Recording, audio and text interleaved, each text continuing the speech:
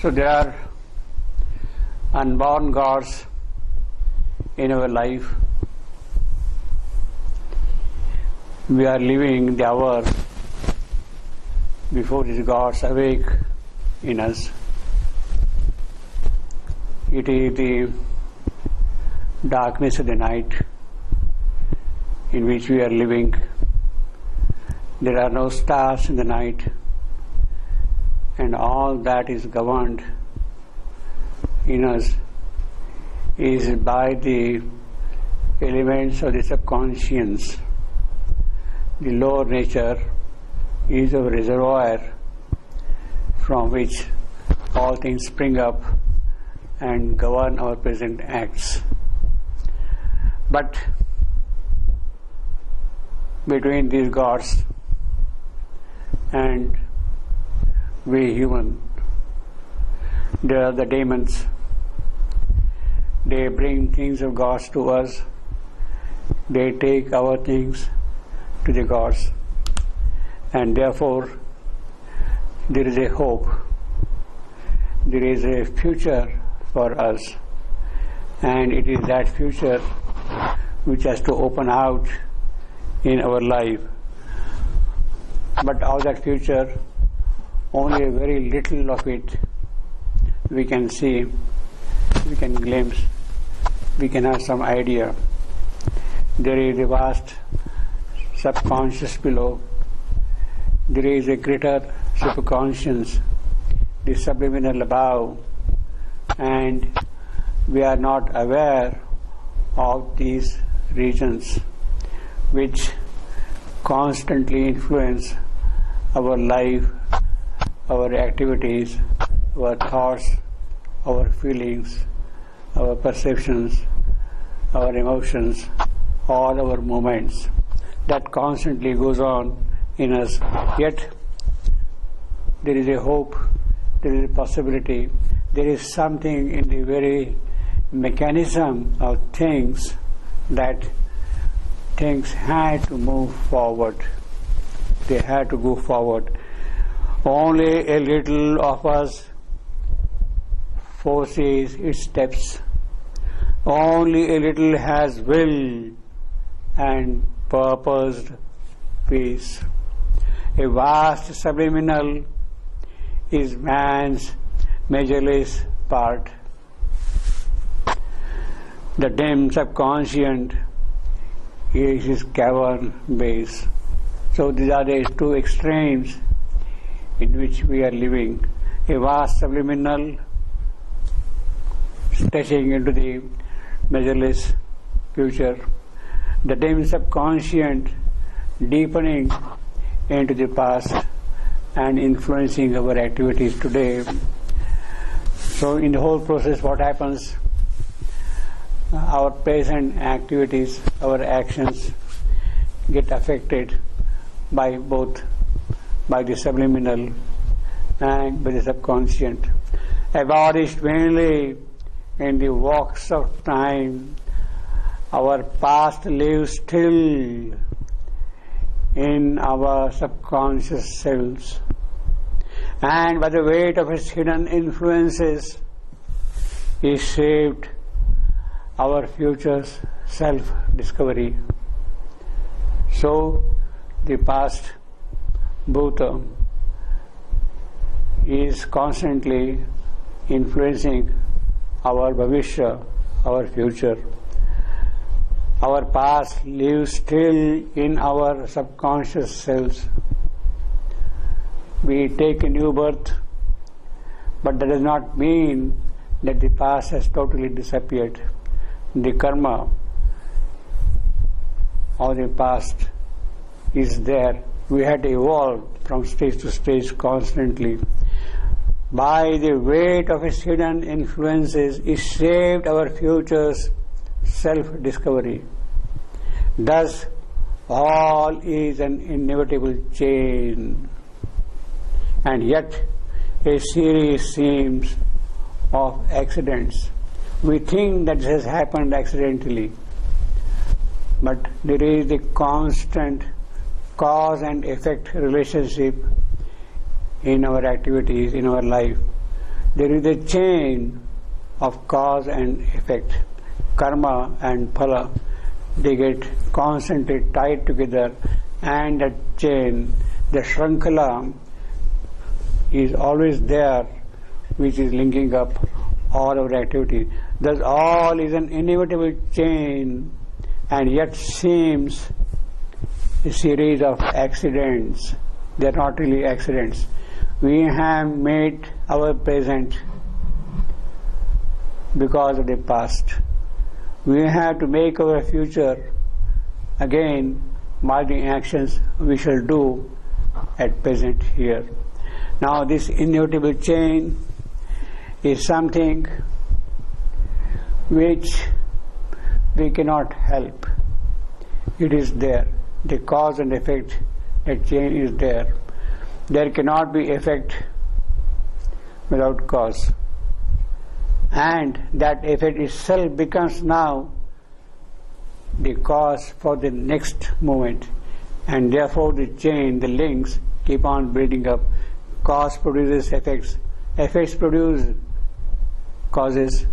And that way constantly the chain keeps on lengthening, as if things are entirely beyond our control and we are helpless.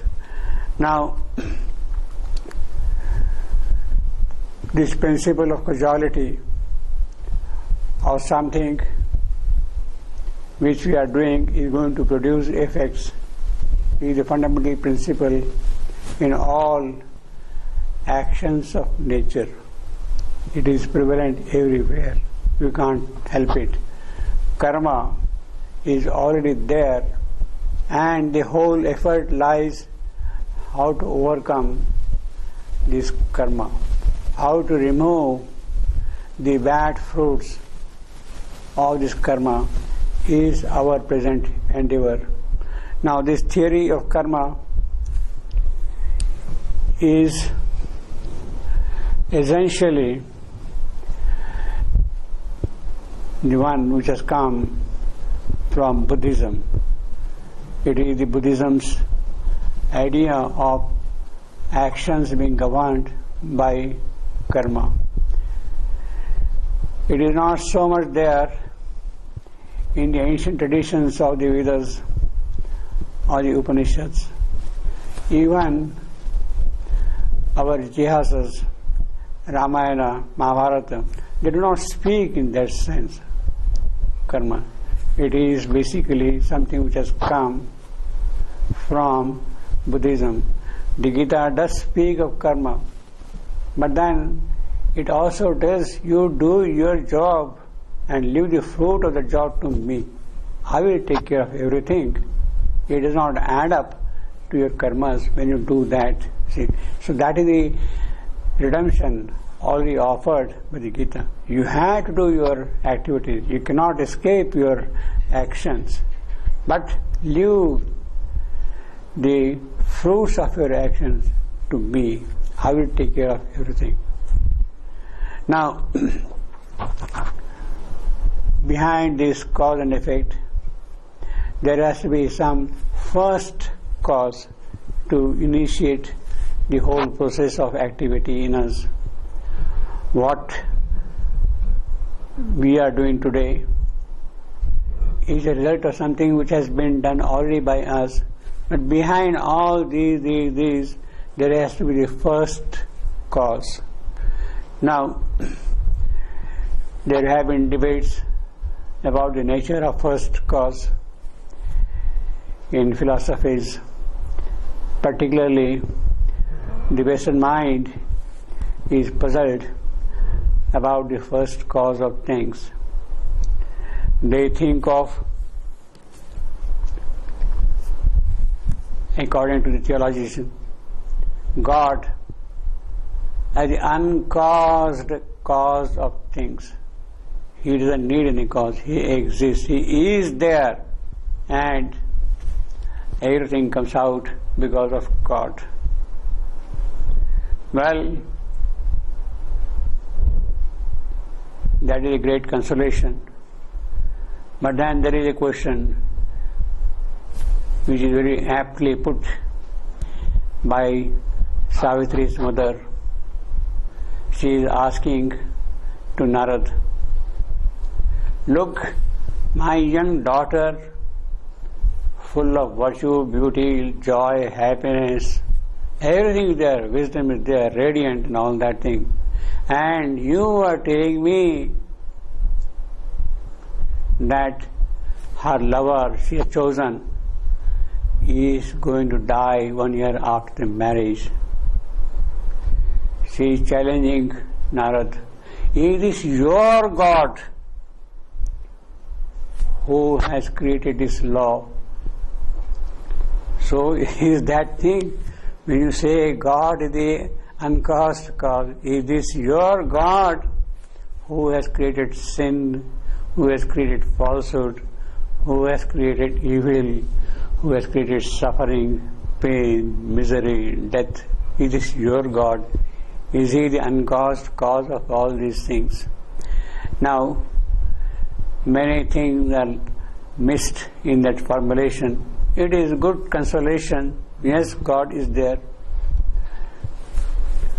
Even, in fact, most of the Western religions think that way.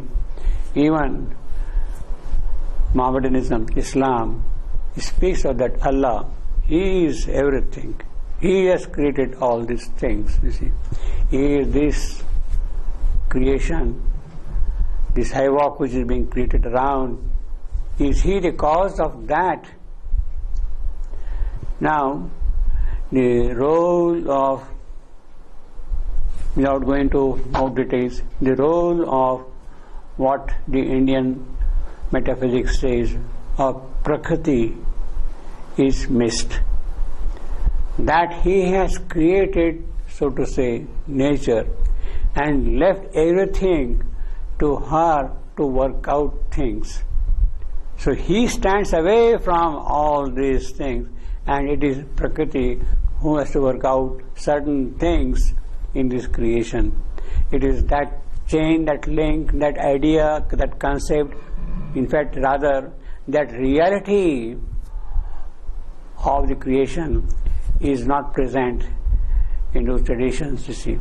Basically, it is nature who has been produced by God, who is working out all this creation. We are nature begotten. We are nature begotten. Nature herself is begotten of God, and we are begotten of nature. And therefore, we are tied with nature. And all our karmas, all our past, present, future, they are linked up with the working of Prakriti, nature, in us. That is the important thing. And therefore, in that sense, the moment you propose the concept, the idea of working nature, God stands away, aloof, witness, sakshi, or whatever you want to call it, as the first cause, and He has then nothing to do with it. It is nature. So the whole problem now, which Savitri is saying, of the past, present, future, etc., etc., is a working of things in nature, and it is that which she has to understand and see how it can be remedied, how things can be worked out. That is the whole issue there, you see. Now, for the religious people, it is God who is doer of everything. My Vishnu, my Bhagwan, He is doing all these things, all these evil, or whatever you want to call it. It is not really so. But what does an agnostic say, a scientist say, a materialist say? He says, no, there is nothing like God. The first cause of this creation is what he calls singularity.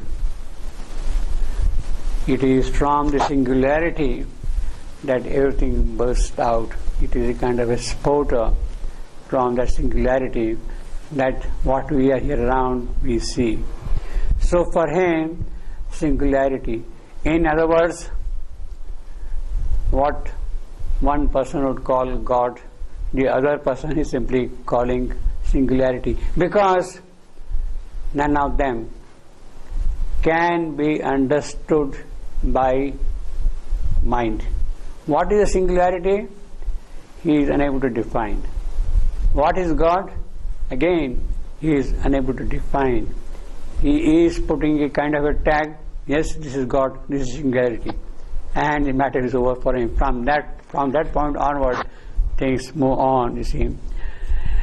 Now, against this aspect, the agnostic who does not believe in God, nor does he believe in the singularity concept, the atheist, he talks of singularity. Agnostic says, look, this is totally beyond us.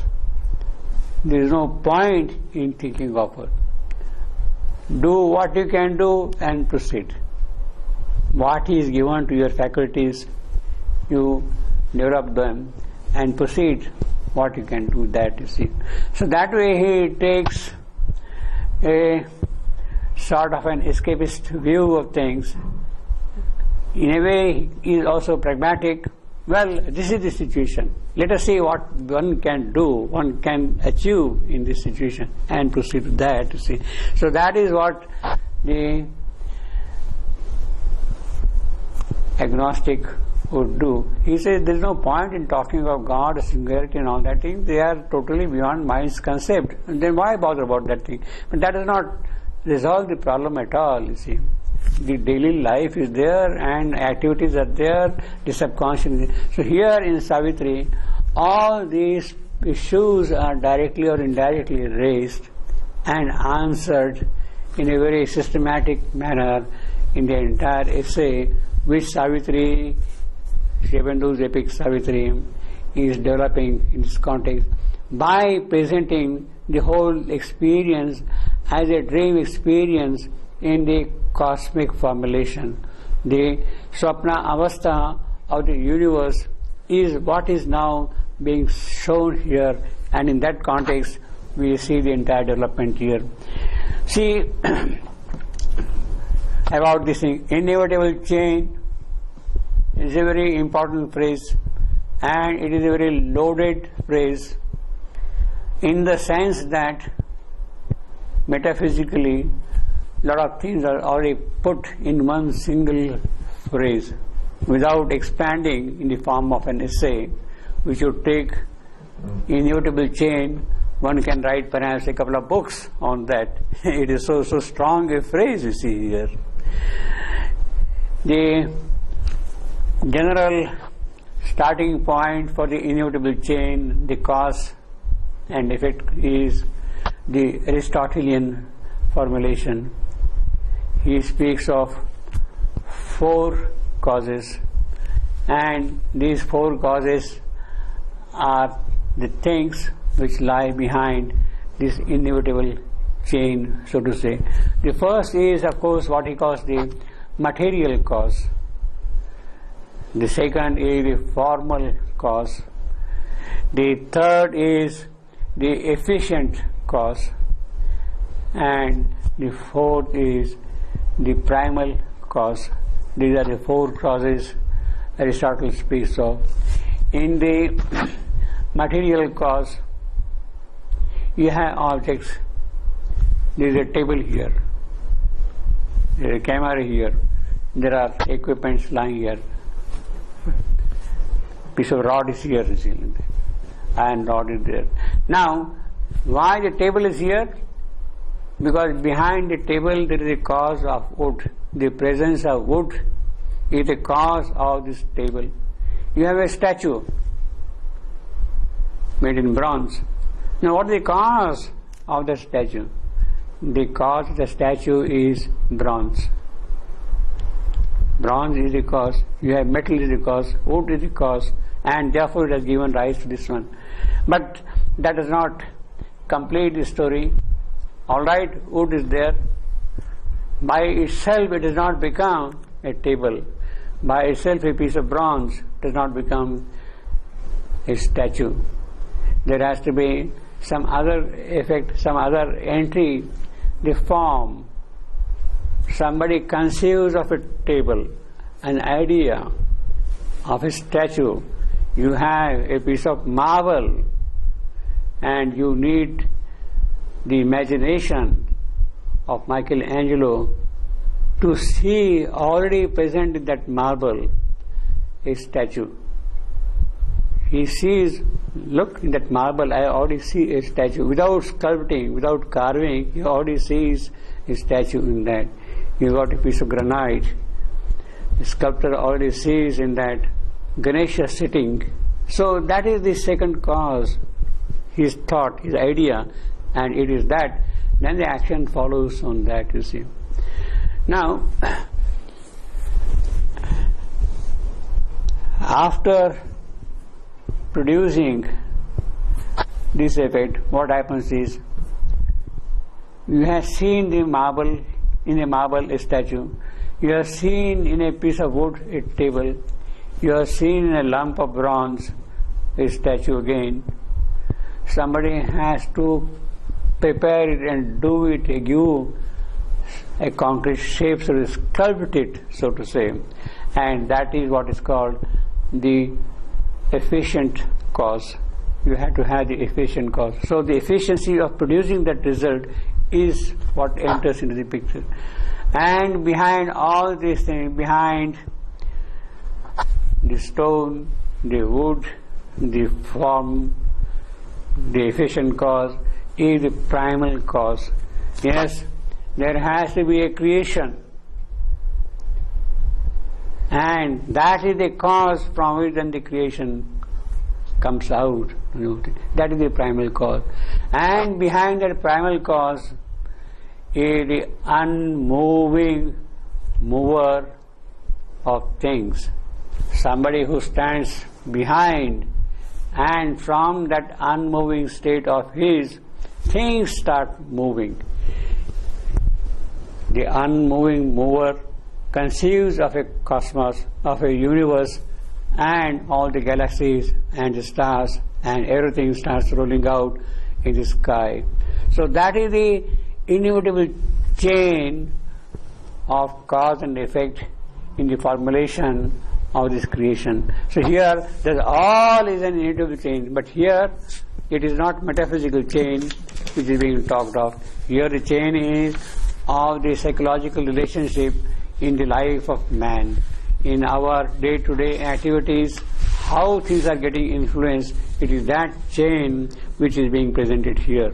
That all is an inevitable chain, and yet a series seems of accident and the unremembering hours repeat old acts, our dead past round our future's ankles clings and drags back the new nature's glorious stride, or from its buried corpse old ghosts arise, old thoughts, old longings, dead passions live again, recur in sleep, or move in waking man, to words that foe the barrier of the lips, to deeds that suddenly start and overleap his head of reason and his guardian will.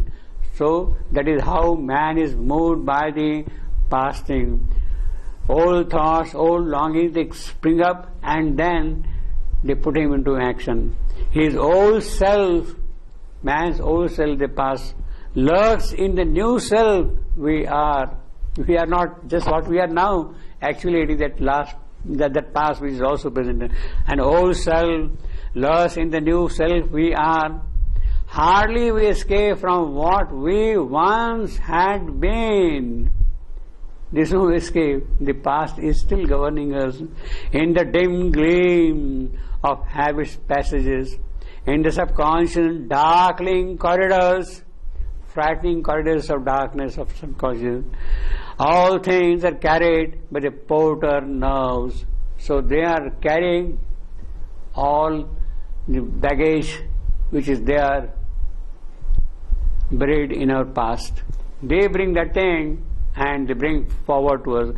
All things are carried with the porter nerves, and nothing checked by the subterranean mind, unstudied by the guardians at the doors. So the guardians are there, but they don't care.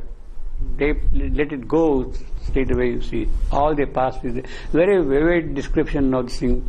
All things are carried by the porter nerves, and nothing checked by the subterranean mind, unstudied by the guardians at the doors, and passed by a blind instinctive memory. The old gang dismissed. Old cancelled passports, sir. The passport is cancelled, but it is being utilized, but nobody studies it. Nobody checks it properly at all. That is how all these past things come up and influence us, you see. The old gang dismissed, all the criminal records are there. Well, forget about them. Let them come up, you see. The old gang dismissed, old cancelled passports, nothing is wholly dead that once had lived. So that persists. Now what is the way out for that? Well, it is happening. We can't help it. Let us read on further. We'll see. In dim tunnels of the world's being, and in ours, the old rejected nature still survives. The corpses of his slain thoughts raise their heads. We are slain, there are dead bodies lying there, but they suddenly raise their heads. The past has sprung up again, alive, and visit mind's nocturnal walks in sleep. They come and invade our dreams, our night walks and all that. Its stifled impulses breathe and move and rise. All keeps a phantom immortality. So they keep on coming. They are permanent there as if they are immortal. Irresistible nature's sequences. That chain is there. You can't stop it. It is there all along. The seeds of sins announced. We have thrown away the seeds of sin. Lust, greed, whatever is there, jealousy, we have thrown away. But again, they spring up and strike roots. The seeds of sins announced sprout from hid soil. The evil cast from our hearts once more we face. Our dead selves come to slay our living soul. See, that is the pity. We think that we have slain them. They are no more there. They don't exist. But they come to slay our living soul now. They passed. Our dead selves come to slay our living soul. A portion of us lives in present time. Only a small bit lives in our present time. The rest is governed by the past. A secret mass in dim inconscience gropes out of the inconscient and subliminal arisen. We live in mind's uncertain light. We are mental beings. There is subconscious, there is subliminal, and in the midst of this, we live only with a dim light of mind. We live in mind's uncertain light and strive to know and master a dubious world. We think that we are masters of creation, this nature, but we are still striving. We strive to know and master a dubious world whose purpose and meaning are hidden from our sight. Above us dwells the superconscient God, hidden in the mystery of His own light. Above is the superconscient God, hidden in the mystery of His own light. Around us is a vast of ignorance, lit by the uncertain ray of human mind.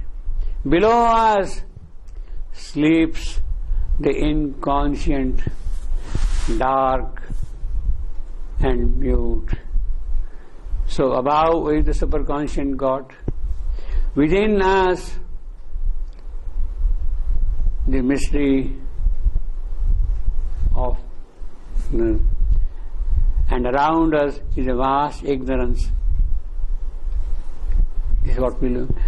Below us sleeps the inconscient. So this is what we are at the moment. This is the picture Savitri is seeing in her dream state. Above was dwells a superconscient God, hidden in the mystery of His own light. Around us is a vast of ignorance, lit by the uncertain ray of human mind. Below us sleeps the inconscient, dark and mute. This is a very frightening kind of a picture, as if there is no hope at all for us. But the yogi who has seen everything, he tells us, but this is only matter's first self-view. This is not all. Don't get frightened. Don't halt there. This is only the first view. There are prospects ahead of you, and you have to prepare yourself to receive those prospects, to work upon those possibilities which are existing in you. So we are starting with a new paragraph. We have been given the description of the entire past. We have also been given of the prospects lying ahead of us, and that is what Savitri is seeing in her dream state, in her Swapna condition, Swapna Avastha. Now, the yogi tells us that what is being seen is only the first view of matter. But this is only matter's first self-view. What has sprung up from matter, its own view, is what is being witnessed by us in the dream state. A scale and a series in the ignorance. All these things are happening in the world of ignorance, subconscious, the lower nature, upper prakriti is working, and these are the things which are dominating all our actions presently. But this is only matter's first self-view, a scale and series in the ignorance, from more ignorance to less ignorance, still less ignorance. Still we are far away from the world of knowledge, from knowledge to greater knowledge to yet greater knowledge. Those are the domains lying ahead of us. So what is being described is only the first view of the material creation in the domain of ignorance. This is not all we are or all our world. So that is the consoling statement also for we poor souls, that we are living in this miserable condition of anguish, of sorrow, of mortality. But that is not all that we are. This is not all we are or all our world. Our greater self of knowledge waits for us. Our greater self of knowledge. That is the important phrase, self of knowledge. At the moment, we are self of ignorance. Our greater self is the self of knowledge. We are self of matter. We are self of life. We are self of thought. We are self of knowledge. And we should also be the self of light, which does not cast any shadow, any darkness. So these are the prospects of the self which are lying ahead of us. Our greater self of knowledge waits for us, a supreme light in the truth conscious vast, supreme light in the truth conscious vast.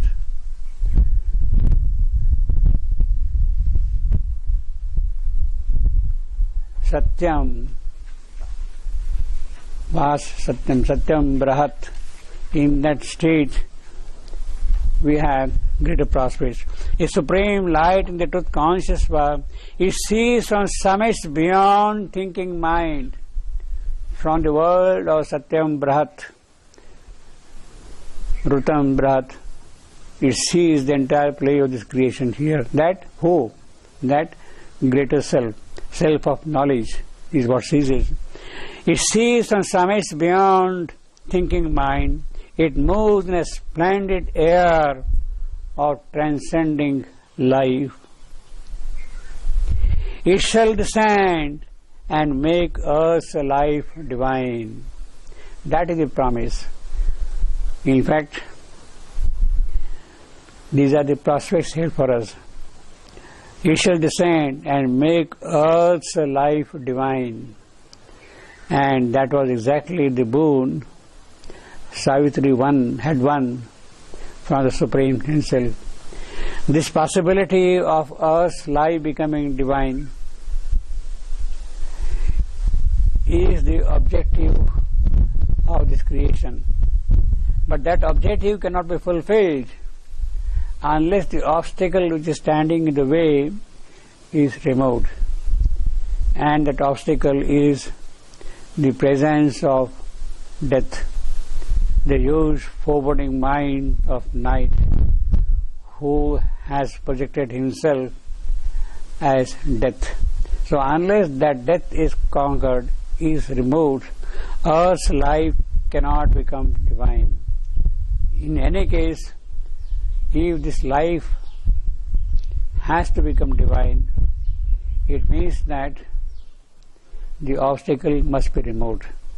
In other words, we are told here indirectly, suggestively, very affirmatively also, yes, this is exactly what Savitri is going to do. She will remove the obstacle and this earth's life shall become life divine.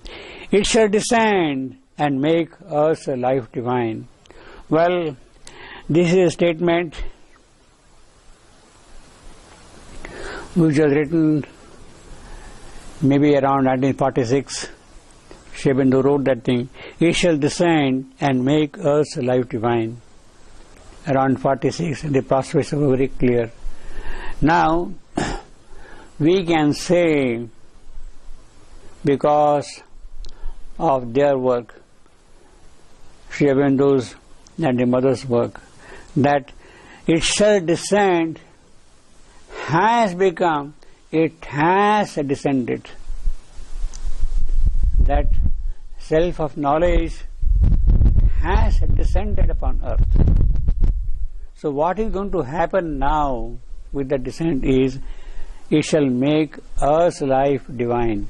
That is a process which has been set into motion with the descent of this self of knowledge. It shall descend, it has descended on 29th February 1956. It has happened already. And its work is now towards making the life divine a reality upon earth. Truth made the world. Yes, the yogi sees it. This is a creation of truth. It is not a creation of falsehood. It is not a creation of ignorance. It is not a creation of evil. It is something which has been willed in the process of evolving time by the Supreme Himself. Truth made the world. Yes, it is truth. Not a blind nature force. Andhar Prakriti It is not she who has made this world. Although today she is Andha Prakriti, blind nature force, yet there is a truth behind her working, and it is that truth which is pushing this Prakriti, this blind nature force into action, and things are bound to happen. So what Savitri is seeing in a dream consciousness is only the first view of things. What is going to happen is now going to be decided by this working of the truth, and what is going to be decided is already decided, in the sense that this life shall become the life divine upon earth. For here are not our larger, diviner heights. We live in smallness here. We have in us actually the divine elements present. They have not come out into action. They are not working in us at the moment, but that does not mean that they are not present in us. They are definitely there. Here are not our large, diviner heights. Our summits in the superconscious blaze, our heights, our great possibilities, our loftiness, our glories, they blaze, they shine like the sun in the transcendental world. They are there already. We are not aware of it. That does not mean that they are not there. Our summits in the superconscious blaze are glorious with the very face of God. There is our aspect of eternity. There is the figure of the God we are. His young, unaging look on deathless things, His joy in our escape from death and time, that will be His joy, that we shall no more be bound by death and by the cruel moments of time. We shall be no more bound by that. These are the prospects already with us. His immortality and light and bliss. Amrutatva, Prakasha, Ananda, immortality, light and bliss, they are there waiting for us.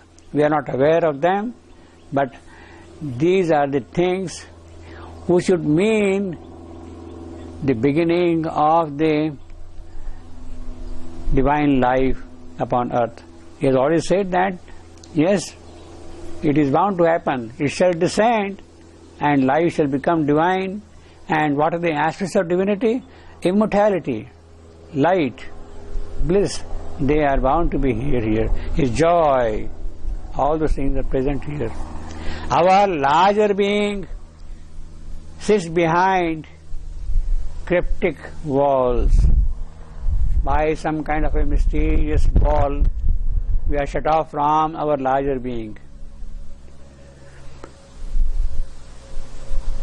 What are these cryptic walls? The walls of ignorance, which we have built in the process of the working in us.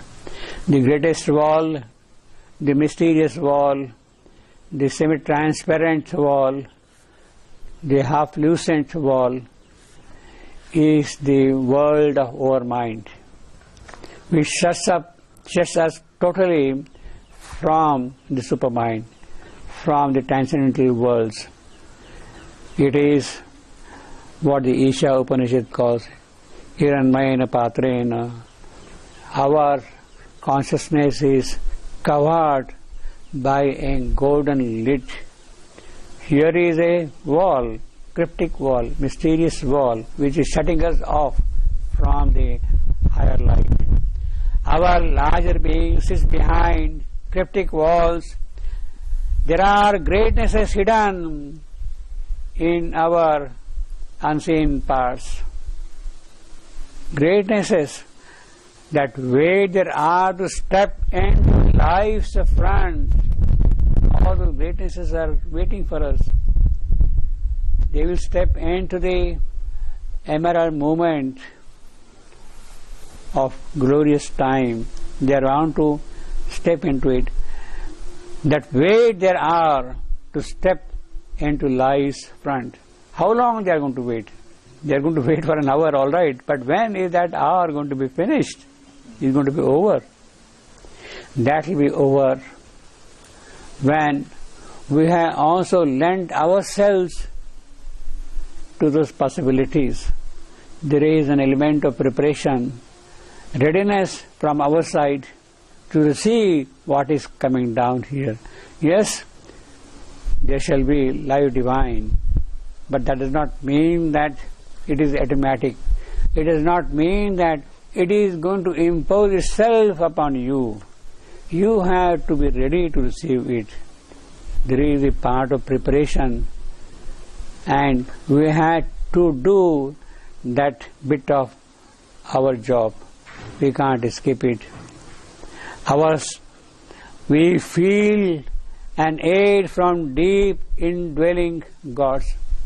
Yes, they are waiting, the hour will come. When will the hour come?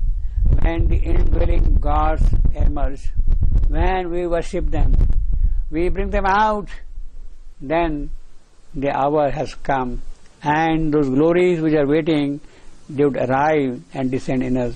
In other words, there has to be the indwelling preparation for those higher things to come down and live in us. We feel an aid from deep indwelling gods. One speaks within. Light comes to us from above. Unless this within and the above come together, the life divine cannot occur. One shall descend, the supermind has descended, yet something has to speak from within. Then only the life from above can come and enter in us. We feel an aid from deep indwelling gods. One speaks within. Light comes to us from above. Our soul from its mysterious chamber acts unknown to us, quietly, without making a kind of a noise. The soul is constantly pushing us forward. We are not aware of it. If only we become aware of it, its work can become swift, purposeful, and also meaningful. Our soul from its mysterious chamber acts, its influence pressing on our heart and mind. Constantly it is sending its messages to our heart and to our mind. But often we do not accept those messages. A small little voice keeps on prompting us at every crucial moment, but we heed it not, and we miss the chance. Its influence pressing on our heart and mind pushes them to exceed their mortal self, because something is acting from within. These are the things which are acting from within, and they are pushing things so that we exceed what we are, what is our mortality, in the state of mortality in which we live. Pushes them to exceed their mortality, their of heart and mind. The mortality of heart, the mortality of mind is pushed aside when that voice from within comes and asserts itself. That is to happen. That is the within. Then the life from above that can come. It seeks for good and beauty and for God. That is what our soul is constantly questing for. Looking for everywhere. Is this world beautiful? Is this world noble? Is there loftiness around here? It keeps on constantly looking for that in every action, in every movement, in every aspect of existence. It seeks for good and beauty and for God. These are the divine qualities which it is looking for in this creation, in the world which is presently governed by blind nature force. It sees for good and beauty and for God. We see beyond self's walls our limitless self. Yes, there is a vast self of us, Ananta, which has no limit, which has no boundaries. It is that self we can see. When we dismiss our small little self, our surface self, our surface consciousness, when we dismiss that, then we can get an idea, we can get some kind of a guidance from the limitless self. We gaze through our world's glass at half-seen vast. Yes, the whole world is very vast. We have got huge telescopes to look into the universe.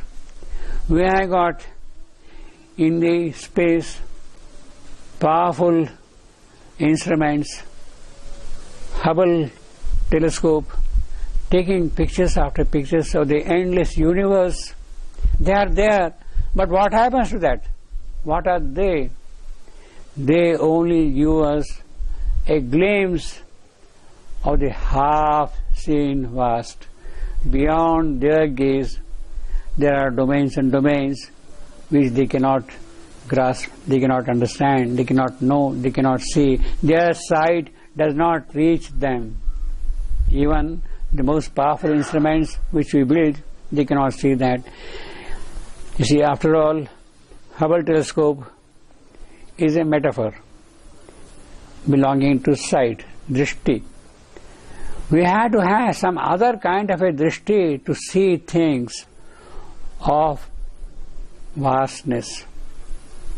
That drishti can come only is some inner sense develops in us. Our drishti is the manasa drishti at the moment.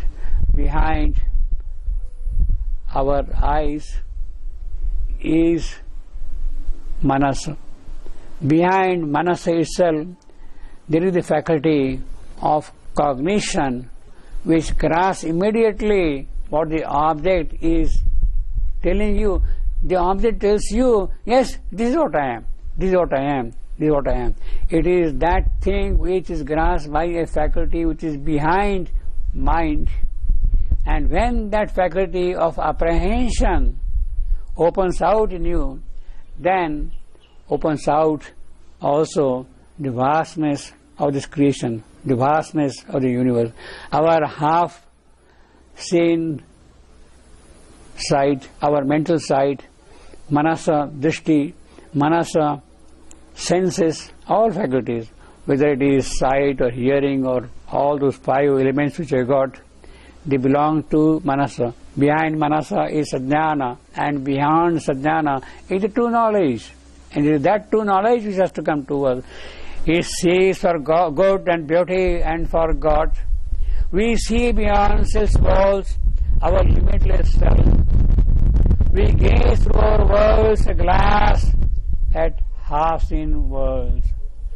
What is our world's glass? The example is, of course, the Hubble telescope, for instance. At the time of Sri Aurobindo, when he was writing this, of course the Hubble telescope was not present, but there were powerful telescopes. Mount Palomar, where we have got the astronomical laboratory, was the most famous center of study of the cosmos at that time. Even that telescope cannot, 200-inch telescope, even that telescope cannot really have an idea about the vastness of this cosmos. We gaze through our world's glass at half-seen vast. We hunt for the truth behind apparent things. What is this universe for? What is the meaning behind it? What is the purpose of it? What is it striving to do? What is it trying to give to you or trying to bring it for you? We have no idea of that. We can never have that idea at all. We hunt for the truth. because of our faculties limited by the mind sense. We are simply the hunters of the verities of the spirit. We cannot seize them. Hunt for the truth. Beyond this faculty, there is the faculty of intuition. Beyond that is the faculty of intuition. If that intuition can awaken, then it can hunt for the truth in the dark recesses of existence, in the dark caves. Sarama, as the Vedic rishis say, the dog Sarama, intuition, it smells, senses where the truth is, lying hidden in the caves, in the guha. From our sight it is hidden, but Sarma has that faculty of sensing the truth itself. That faculty we don't have. Our faculty is only the instrumental faculty. We gaze through our world's glass at half-seen vase. We hunt for the truth behind apparent things. It is Sarma who discovers the truth. It is she who tells you, yes, here is the enemy who is dwelling there. You go and attack him there. It is that. So our faculties don't have that sense of guidance also, you see. Our inner mind dwells in a larger light. Yes, beyond this sense faculty, there is the inner mind's faculty. We have got inner mind, we have got inner life, we have got even inner subtle physical in us, and it is that which can give us the elements of truth which are not recognizable by our outward faculties. Our inner mind dwells in a larger light. Its brightness looks at us through hidden doors. That inner mind, if it opens out, then new doors open out, new windows open out for work. Our members luminous grow, and wisdom's face appears in the doorway of the mystic ward. What do you see then? When the inner mind opens out, then what do you see? You see, here is wisdom herself standing in front of you at the doorstep. She is trying to enter into your house. Yes, she is there. She is coming. She is going to enter into your house shortly. Our inner mind dwells in a larger light. Its brightness looks at us through hidden doors. Our members luminous grow, and wisdom's face appears in the doorway of the mystic ward.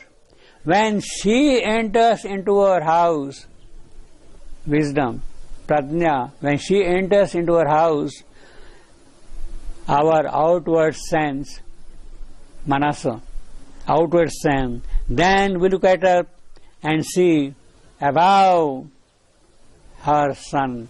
When that wisdom, when that prajna comes into her house, the inner mind has a faculty to invite that wisdom, prajna, and when we see with her eyes, what do we see? We see above her son, which does not cast any shadow, a shadowless light. It is that which we see. Appears in the doorway of the mystic ward. When she enters into her house of outward sense, then we look up and see above her son a mighty life self within its inner powers support the dwarfish modicum we call life. So what has the inner mind done? It has invited wisdom, and wisdom has opened out the doors for us to see beyond, to see above her son. And what is now the inner life going to do? This is what we are told now. A mighty self, inner life self, with its inner powers support a dwarfish modicum we call life. It can graft upon our crawl two puissant wings. That is the mightiness of the inner life, the life self, when it opens out. It can graft upon our crawl. We are walking slowly, crawling on the ground like a child, like an infant. We are babes, actually, in creation. We are crawling. But this life self has a power to graft wings on us. This is a very beautiful phrase, grafting wings on a crawl. Crawl is something which is sort of abstract here, whereas wing is something which is biologically, physically concrete. So on this crawl you are grafting wings. That is the metaphor here. And that is what life's force can do. When the inner life opens out, well, it can give us wings. We need not then walk slowly or crawl on the ground. We can start straight away flying like an eagle into the higher skies. Grafting, it is like a living tissue being grafted on a living body so that it can grow. That is what the grafting does, you see. You graft the trees and plants also so that new branches shoot out. Now here also, in a living, breathing sense, what is the life force doing? On our human frailty, it is providing us strength, it is grafting strength on human frailty. To our slow walk, it is giving us wings so that it can sweep into the skies above very high and reach the greater domains. Puissant wings, they can go very high up. So we have got the inner mind, we have got the inner life. Now we also have the inner body, the subtle body. Our body's subtle self. See how systematically the whole essay develops. He is describing the possibilities. First the inner mind, then the inner life, then the inner physical, the subtle physical which is there inside. Our body's subtle self is throned within in this viewless palace of veridical dreams that are bright shadows of the thoughts of God. After all, that subtle body is itself is a shadow, bright shadow, not a dark shadow, bright shadow because it is inside. Our gross physical is a dark shadow. It is a very dark shadow. But the subtle body inside, the subtle physical inside, is a bright shadow of the thoughts of God. Thoughts want this body to be this, that, etc., etc. And it is that thing which is now giving rise to this body. Our body's subtle self is thrown within in its viewless palace of veridical dreams that are bright shadows of the thoughts of God. This is the description of the inner being that we are. The inner mental, the inner vital, the inner physical. And these are the possibilities open to this inner being that we are. Our body's subtle self is thrown within in its viewless palace of veridical dreams that are bright shadows of the thoughts of God. In the prone, obscure beginning of the race, the human grew in the bowed ape-like man. Man's ancestry tells the quick biology belongs to ape, monkey. We are descendants of apes. But Savitri's vision is not that. We are not a prolongation of the biological species called an ape, a monkey. We are something different than that. We are maybe ape-like, but we are not apes. That is what it is. I think we'll stop with that today, because this is a beautiful thing. It has tremendous implications to see the theory of biological evolution itself. It is the subtle body in us which is preparing man. It is not the physical body. The subtle body has its own method of preparing the body of man. Manasa Sharira is a different thing than Prana Sharira. And it is that which is coming out because there is something within us. The subtle physical body, it is that which is pushing things and producing a man. Although it may look as if he has come out from an ape-like structure, it is not so.